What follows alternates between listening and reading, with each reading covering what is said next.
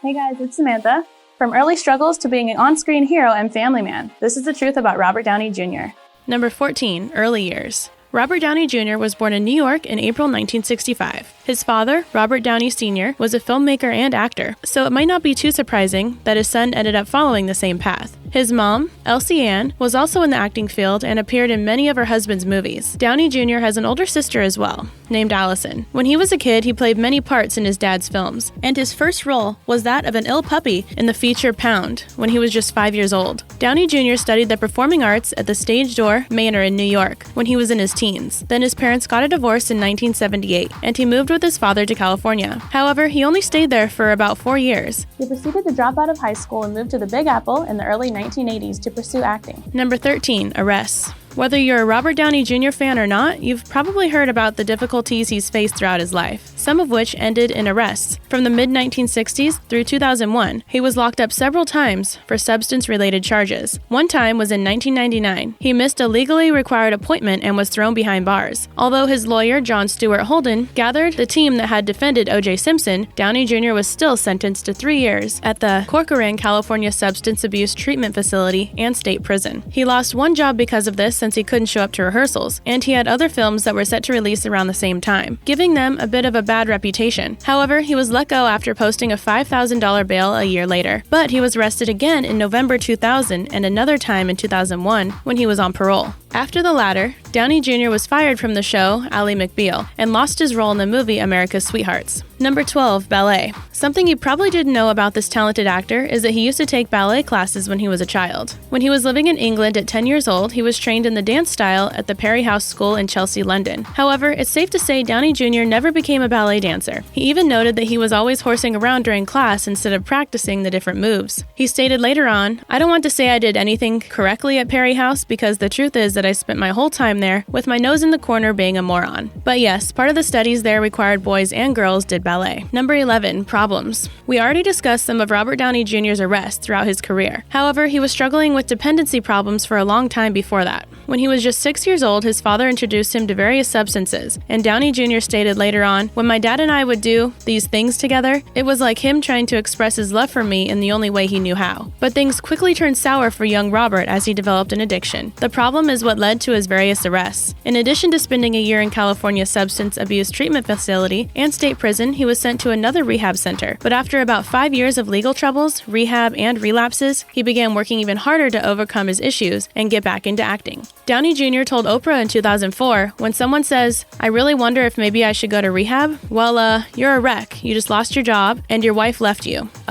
You might want to give it a shot. I reached out for help, and I ran with it." You can reach out for help in any kind, an offhand way, you'll get it, and you won't take advantage of it. It's not that difficult to overcome these seemingly ghastly problems. What's hard is to decide to do it. Although some people, including his stepmother and doctor named Malabuzian, believed he had bipolar disorder contributing to his struggles, he denied it. He said, "No, the doctor said that I said I was bipolar." But you can't make a diagnosis until somebody's sober. Number 10, SNL. Many people either don't know or have probably forgotten that Robert Downey Jr. used to be a Saturday Night Live cast member. In 1985, he was hired as one of the younger members. However, he was shortly dropped from the show because they were receiving negative reviews and a lot of criticism. It seems that the general population didn't find the young Downey Jr. to be very funny. Rolling Stone even labeled him as the worst member of the entire group. They wrote, "Making Downey Jr. unfunny stands as SNL's most towering achievement in terms of sucking. He's funny in anything, but he met his kryptonite, and it was SNL, where he spent the 1985-1986 season sucking up a storm." It's safe to say that this type of improv comedy wasn't Robert's forte. Number 9, KIEFER, Sutherland. Another interesting fact about Robert Downey Jr. is that he was good friends with a fellow actor back in the 1980s.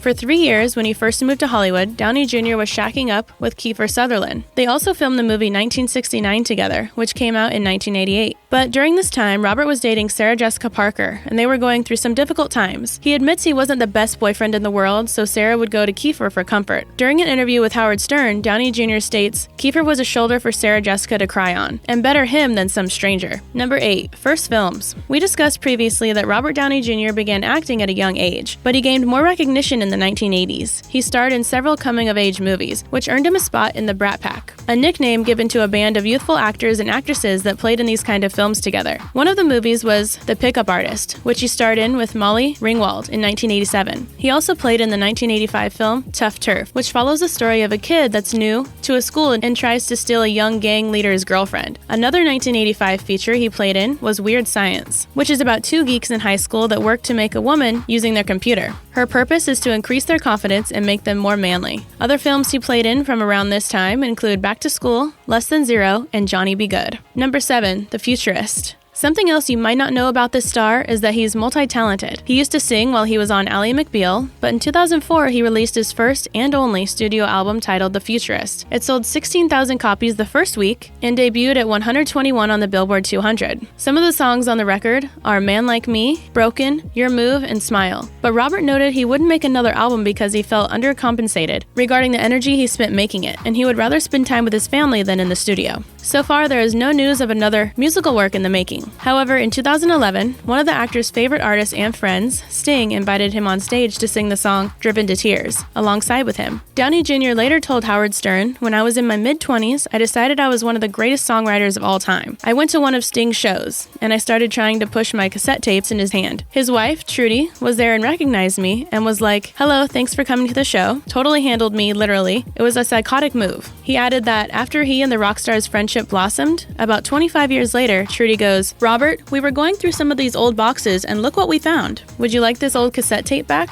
And I said, "Give me that tape back." Downey Jr. also noted that when Sting asked him to sing on stage, he put him through the ringer to make sure he did a good job. Afterward, Robert reportedly received a call from the artist letting him know he did well. Don't forget to subscribe.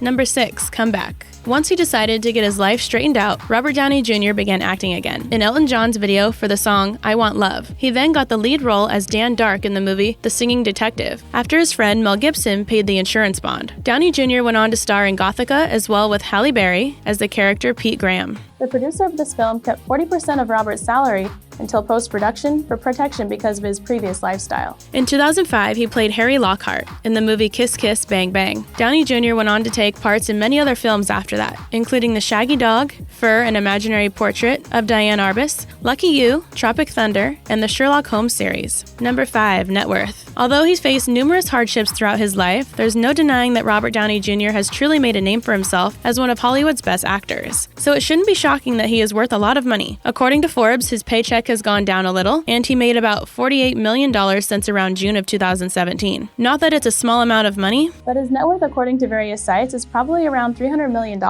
Not bad, Downey, not bad at all. Number 4. Iron Man. Perhaps Robert Downey Jr. is best known for his portrayal of Iron Man in numerous Marvel films. In 2007, he was chosen for the title role in Iron Man, for which he had to pack on about 20 pounds of muscle. When it was released worldwide in mid-2008, it pulled in a total of over $585 million.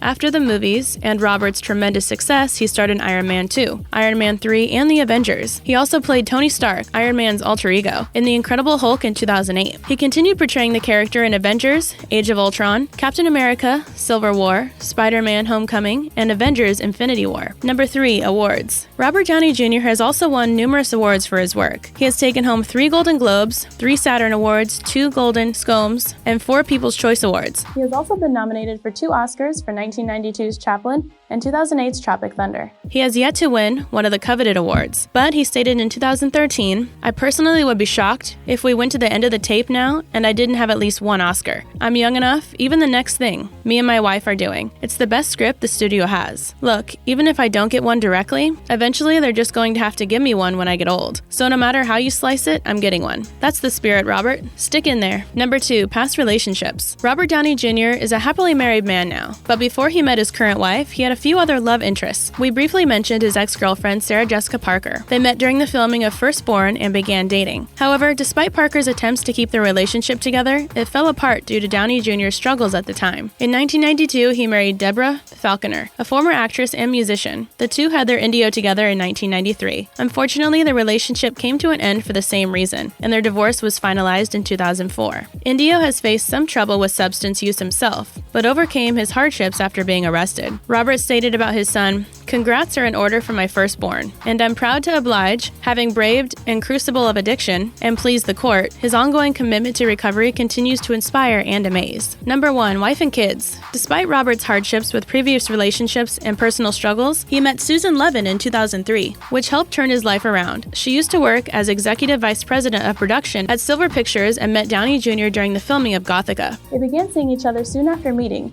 even though Levin turned him down twice. She was worried that their romance wouldn't work out, but their relationship prevailed, to her delight. Robert popped the question to Susan right after she turned 30, and they tied the knot in August 2005. They have 2 kids together, Exton and Avery. Today's featured comment is from Kim on our sad truth about Kylie Jenner and Jordan Wood's friendship video. Thanks for your comment, Kim. Don't forget to leave your thoughts below, and we might feature you in a future video. Hope you enjoyed the video. Don't forget to like, comment, and subscribe, and I'll see you in the next video.